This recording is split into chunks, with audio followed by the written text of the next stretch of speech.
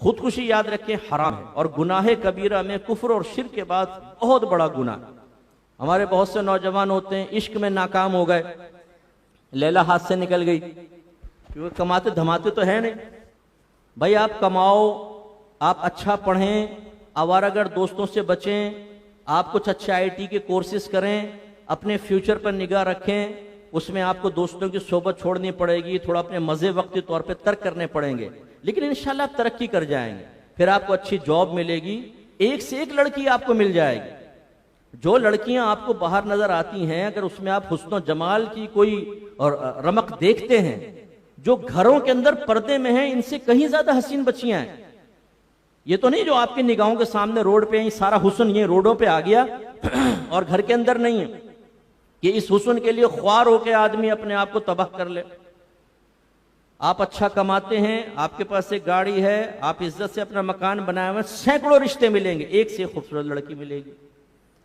लेकिन हमारे नौजवान जिस वक्त उन्हें पढ़ना होता है उस वक्त कबूतरबाजियों में लगे होते हैं, उस वक्त रात को चैट चल रही होती है, उस वक्त फेसबुक पर नाम मोहम्मद अकरम है और जुलेखा के नाम से फेक अकाउंट बना के लड़कियों को तलाश कर रहे होते हैं, हाय हेलो क्या कर रही हो क्या नहीं।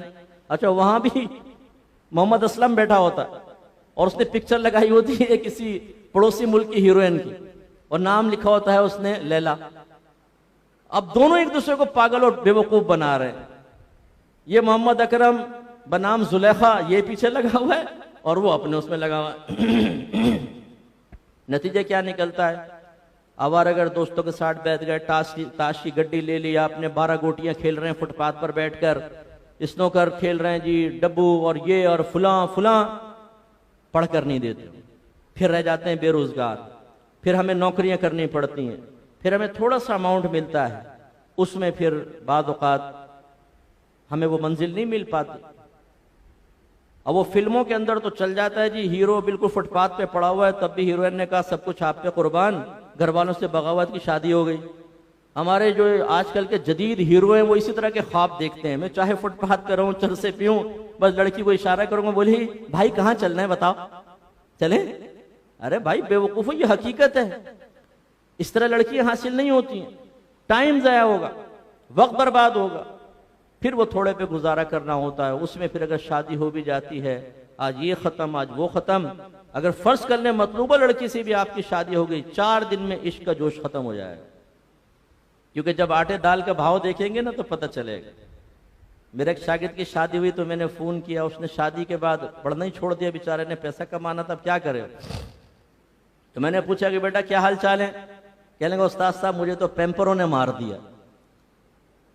आया कहता है आधी तनख्वाह तो पैम्पर में निकल जाती, बच्चा ही 2-2, 2,500, 3,000 हजार के दूध पी जाता है, और पैम्पर लाकर देखें आजकल की बच्चियां नहीं है कि वो हाथ डालेंगे, कहते नहीं यूं निकालो और फेंको।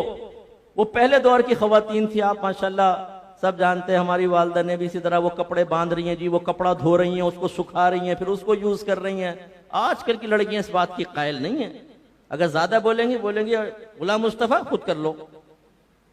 आप गए मिलने के लिए, पता चला बाथरूम में बेचारा घुसा हुआ है, बच्चों के पेम्पर साफ कर रहा है, पेम्पर उतार रहा। तो यूं सूरत हाल। तो भाई इसलिए मैं नौजवानों से अर्ज करता हूं, आप पढ़ें, अच्छा काम करें और कोर्सेज करें, आईटी के कोर्सेज कर लें, घर बैठकर आपकी अच्छी खासी अर्निंग होगी। और अगर आप दीन की तरफ आ जाते हैं, अल्लाह ताला दीनदार को कभी मोहताज और भूखा नहीं मारेगा। अगर उसने अच्छे अंदाज से दीन हासिल किया होगा और से उसको इस्तेमाल कर, इतना पैसा है दीन के अंदर मैं आपको बता नहीं सकता। और तय्यब और हलाल, बाद वक़्त मेरी अम्मी मुझे कहती हैं पता नहीं लोगों को क्या हो गया, दीन की तरफ नहीं आते, इसमें इतना अल्लाह ने बरकत और हलाल रखा हुआ है, दुनिया के पीछे हम ख्वार हो रहे होते।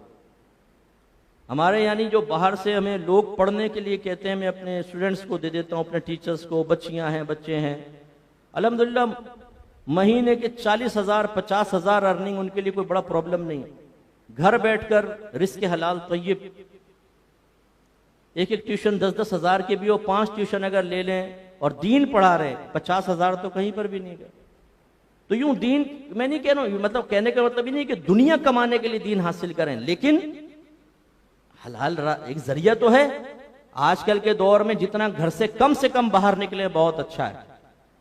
अल दीन की खिदमत भी और गोशा नशीनी का फ़ायदा भी। तो खुलासे कलाम ये है कि बहरहाल आप अगर दुनियावी फील्ड में भी हैं, ये भी ज़रूरी है, वो इसका इनकार नहीं, लेकिन दयानतदारी से पढ़ें, ईमानदारी से पढ़ें। फिर ये ना करें कि अगर आप काम चोरियां करें और बाद में जब आप एक ऐसी उम्र के स्टेज पर आ जाएं कि आपको नौकरी ना मिले और आपकी साबिका ज़माने में की गई कोताहियों के नताइज आपके सामने आए, तो आप हाथ उठा उठा के गवर्नमेंट को बददुआएं दे, कमबख्त नौकरी नहीं दे रहे, हमने तो इसीलिए वोट दिया था कि नौकरी मिले। तो भाई आपने फिर क्यों नहीं खुद क्यों अपने साथ जानदाराना मुआमला किया? किस बेस पर आपको जॉब मिलेगी ये बताइए? कोई है हुनर आपके हाथ में? जो हुनर तो नहीं है। तो यूं मैं गुजारिश करता हूं कि अपने आप को हलाकत में ना डालें, वरना तबाही तबाही। अब होता क्या है कि जब हमारे नौजवान इश्क में नाकाम हो गए, दीगर मामलात में, तो ये अब मुझे किसी ने बताया कि एक पड़ोसी मुल्क का एक नौजवान हाफिज कुरान, वो किसी ने नबी करीम की शान में गैर मुस्लिम ने गुस्ताखी की, उस हाफिज साहब ने अपने आप को फांसी चढ़ा दिया और पैगाम ये छोड़कर गए कि चूंकि ये गुस्ताखियां सरेआम हो रही हैं और मैं कुछ नहीं कर पा रहा, तो मैंने अपने आप को मैं हलाक कर दिया। अब हाफिज कुरान तो थे, शायद काश वो साहिब इल्म भी होते तो उन्हें पता होता कि ये करना उनके लिए शरन जायज नहीं था। आप अगर मजबूर महज हैं तो कम से कम दिल में बुरा जाने, और अल्लाह तबारक व तआला ने अगर कुदरत व ताकत दी है तो अपने अतराफ के उलमा की हिदायत की रोशनी में आप पुरअमन जो भी मामलात हो सकते हैं वो करें, लेकिन उन्होंने खुदकुशी कर ली। तो अब ये अपने आप को हलाक करना, बाद वक़्त इस तरह भी शैतान बहका देता है। माँ ने डांटा, वालिद साहब ने डांटा, खुसूसन जो यंगस्टर टीन एज के जो बच्चे हैं ना, इसमें हार्मोन्स चेंज हो रहे होते हैं। जरा भी माँ बाप डांटे डपटे तो एकदम तैश में आता है इंसान, और शैतान फौरन कहता है अब तुझे इनको सबक सिखाना है। कैसे सबक सिखाना है? थप्पड़ तो मार नहीं सकते माँ को, बाप के मुंह पे मुक्का तो मार नहीं सकते, क्या करें? शैतान कहता है अपने आप को फांसी पे लटका, हलाक कर, फिर देख जब कैसे रोएंगे ये। बस आदमी वो सोचता हाँ चलो ठीक है। अब ये नहीं सोचता भाई जब तू मर जाएगा तू तो देख ही नहीं पाएगा कि कितना तड़प रहे हैं। अगर ऐसा होता ना कि चलो आप बीमार हो गए, अब माँ बेटा ये खा ले ये पी ले, तो आप कहेंगे हाँ अब आई ना लाइन पर, तो चलो कुछ हिस्से नफ्स भी हासिल हो जाता। लेकिन आपने तो हलाक कर दिया अपने आप को, आप गए जहन्नम में, कयामत तक वो अजाब होता रहेगा जिस तरीके से आपने अपने आप को हलाक किया था। नबी करीम सल्लल्लाहु अलैहि वसल्लम फरमाते हैं जो अपने आप को जिस तरह हलाक करेगा कयामत तक उसे उसी तरह अजाब होता रहेगा। जिसने जहर पिया उसको जहर पिलाया जाएगा, जिसने अपने आप को लोहे से हलाक किया उसको लोहे से हलाक किया जाएगा। और फिर जहन्नम में भी ये एक रिवायत के मुताबिक ऐसे ही अजाब होगा जैसे दुनिया में हलाक किया। तो टेंशन कितना ही ज्यादा हो जाए, फर्स्ट ऑफ ऑल फौरन उसको किसी अपने करीबी दोस्त से शेयर करें जो आपके राज की हिफाजत कर सकता हो। और बच्चों से तो मैं गुजारिश करूंगा अपने माँ बाप को दोस्त बनाएं, उनसे शेयर करें, और वरना अपने किसी अच्छे दीनदार दोस्त से शेयर करें कि यार दिमाग बहुत मेरा आउट हो रहा है, मुझे थोड़ा समझाओ। वो आपको प्यार मोहब्बत से समझाएगा, प्रेशर कम होगा। वरना आप अगर अपने आप को कमरे में मुक़य्यद कर देंगे, खुद सोचते रहेंगे, तो शैतान भयानक अंजाम की निशानदेही करवा करवा कर आपको खौफज़दा करके हत्ता के खुदकुशी की तरफ ले जाएगा। ये है अपने आप को हलाक करना।